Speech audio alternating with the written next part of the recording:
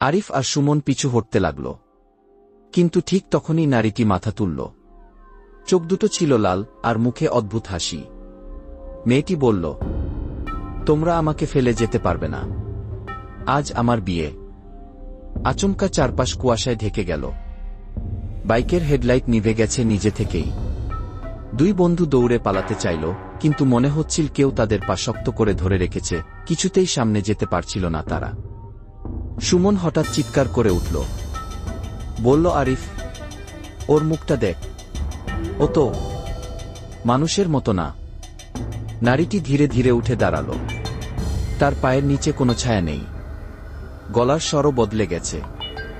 তখন এক পুরুষের কণ্ঠে সে উচ্চ স্বরে বলতে লাগল, তোমরা যারা অঙ্গীকার ভঙ্গ করো তাদের নিয়েই আমার বসবাস।